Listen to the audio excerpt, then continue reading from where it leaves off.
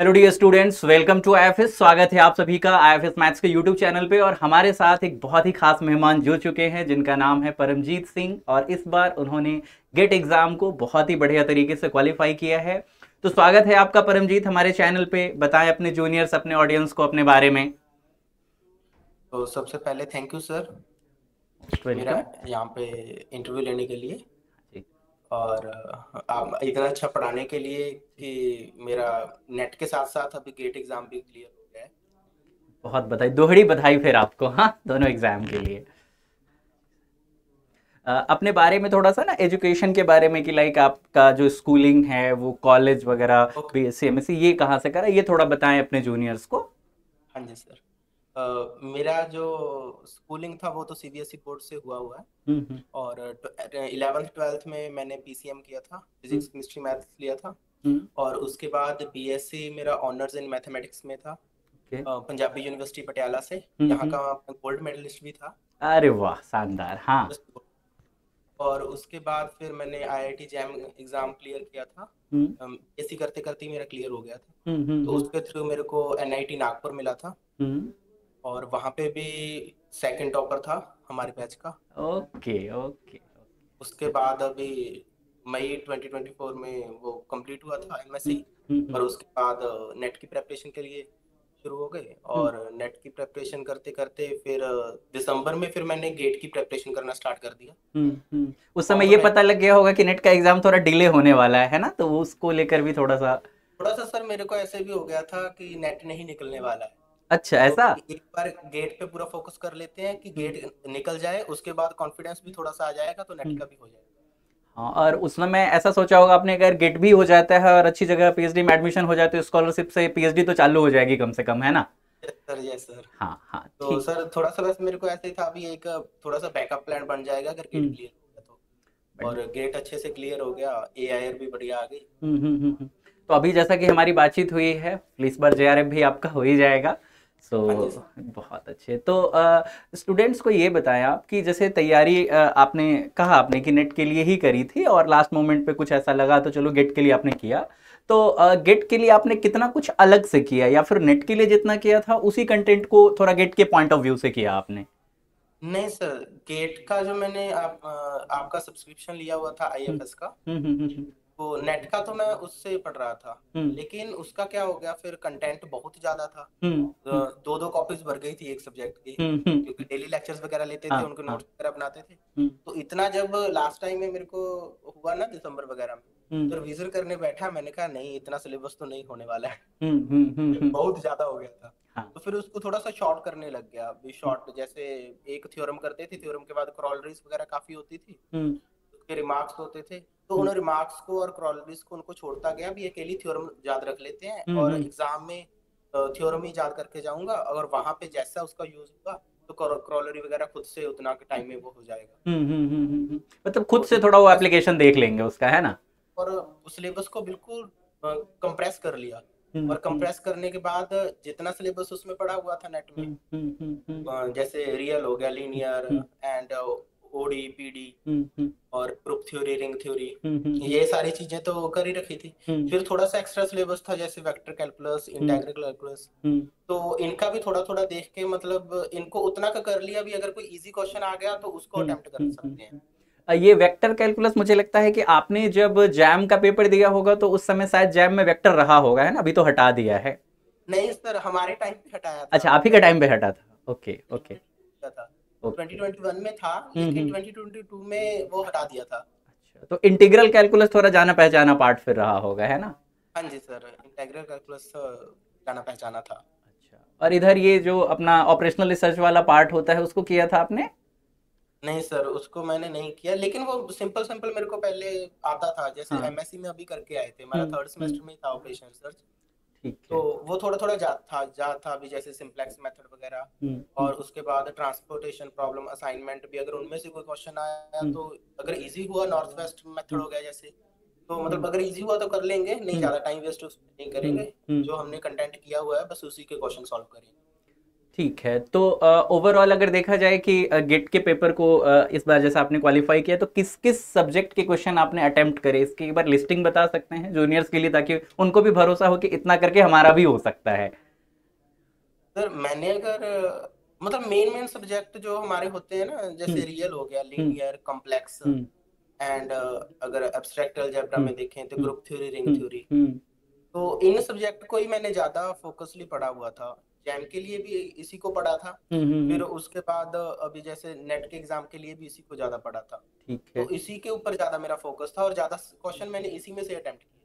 और applied mathematics वाले part से कुछ भी नहीं किया था, या कुछ एक क्वेश्चन किए थे, ऐसा था? नहीं, उस क्वेश्चन किए थे सर, मतलब उसमें से मतलब ज्यादा इतना ज्यादा स्कोर नहीं बना भी। ठीक है। जैसे 5-6 मार्क्स उसमें से मेरे आ गए। ठीक है। ठीक है। और पार्ट ए का क्या हाल चाल है? पार्ट ए से भी कुछ किया था आपने? हाँ जी सर, पार्ट ए में मेरे अच्छे मार्क्स आ गए थे।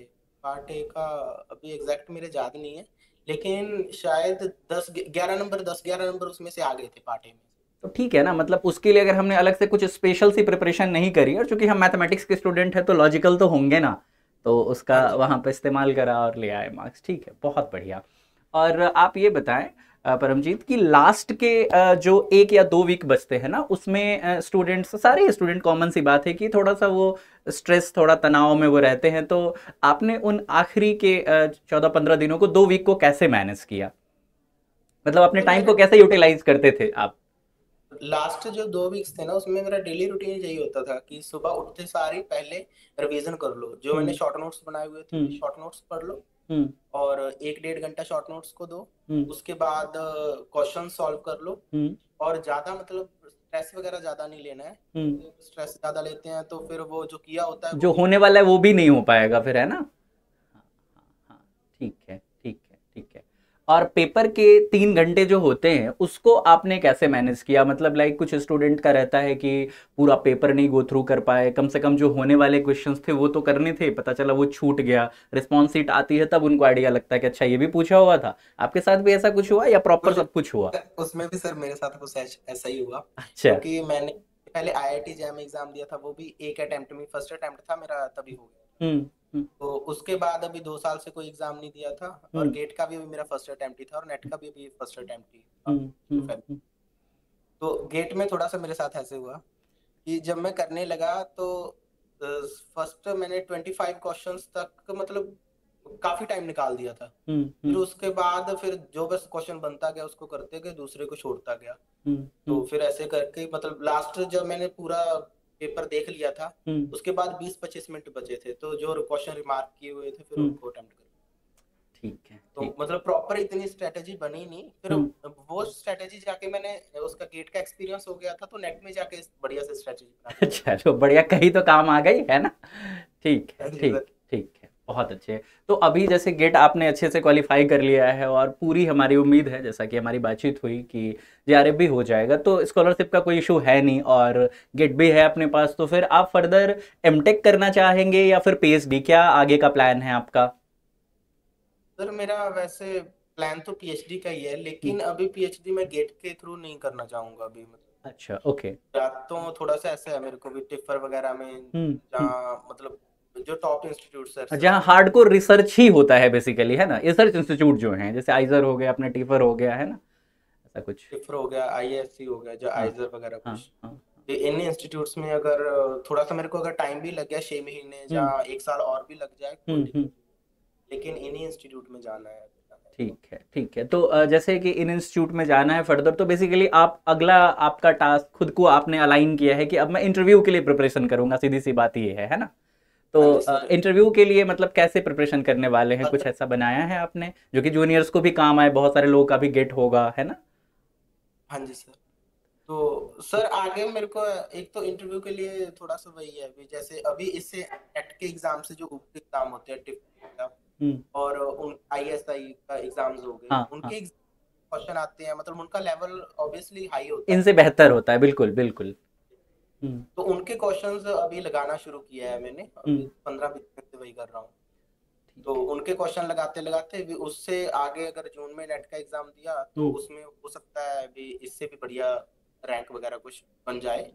ठीक है, ठीक है, ठीक है, ठीक है। तो जैसे अभी आपने कहा कि आप डिफरेंट एग्ज़ाम और उन एग्ज़ाम के क्वेश्चंस जिनके क्वेश्चन का लेवल नेट या गेट से बेहतर होता है, आप उन्हें अभी अटेम्प्ट कर रहे हैं।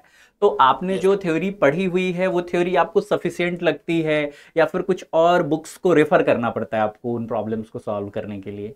नहीं सर, थ्योरी सफिशिएंट है जितनी पड़ी हुई है, मतलब अभी तक जैसे मैं इतने दिनों से कर हुँ, रहा हूँ, तो हुँ, जो भी क्वेश्चन बन रहा है वो हुँ। उसी थ्योरी में से बन रहा है।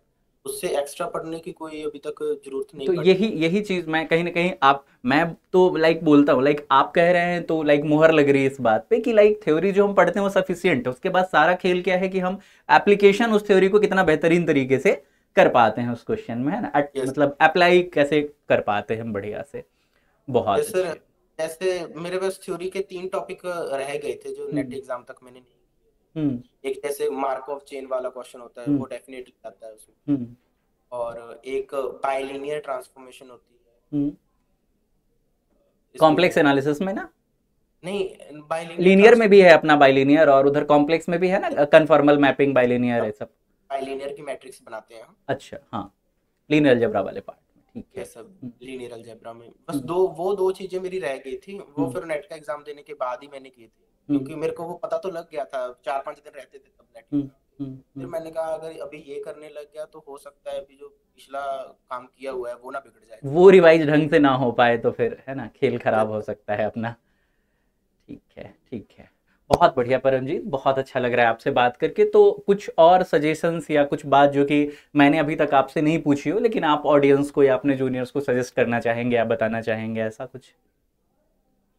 सर, मैं तो यही सजेशन देना चाहूंगा कि आप क्वेश्चन प्रैक्टिस करते रहिए और थ्योरी के पीछे बहुत ज्यादा मत भागिए। हुँ, हुँ, हुँ, हुँ, बहुत ज्यादा थ्योरी मेरे को करनी है। हुँ, हुँ। जितनी आपके पास थ्योरी है, आपके पास कंटेंट है, उसी कंटेंट को कितना ज्यादा आप अप्लाई कर सकते हैं उसके बारे में ज्यादा सोचिए। ठीक है।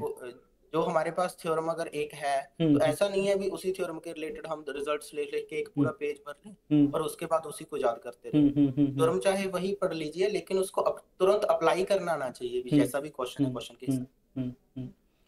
ठीक है, मतलब अपने आप को क्या रखना है ना कि लाइक जैसा कि आपने कहा कि आपने सिलेबस को जो थ्योरी आपने पढ़ी जो उसको थोड़ा कॉम्पैक्ट कर लिया था, मतलब कि लाइक जो उसके लाइक जो रूट थ्योरम्स हैं ना जिससे कि बाकी सारे निकले हुए हैं, तो उसकी समझ हो गई और बाकी चीज़ों को कैसे निकालना है ये हम लाइक अपने माइंड में उसे प्रोसेस करके रखें ना कि लाइक लिस्टिंग करते वक्त संख्या बढ़ाएं उसकी, है ना?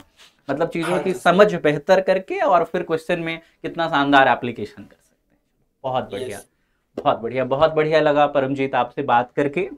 तो मेरी तरफ से और आईएफएस की पूरी टीम की तरफ से आपको आपके बेहतर भविष्य के लिए और आप जो एक बेहतर रिसर्च संस्थान चाहते हैं पीएचडी करने के लिए, उसके लिए हमारी शुभकामनाएं हैं आपको। आपको ज़रूर सफलता मिले और आने वाले एग्जाम में, ताकि आपने कहा कि कुछ और कंटेंट को बेहतर बना रहे हैं आप ताकि और अच्छी रैंक लाई जाए, तो इसके लिए भी शुभकामनाएं हमारी तरफ से और आपको बहुत बहुत धन्यवाद अपना समय देने के लिए। Thank you so thank you. Much.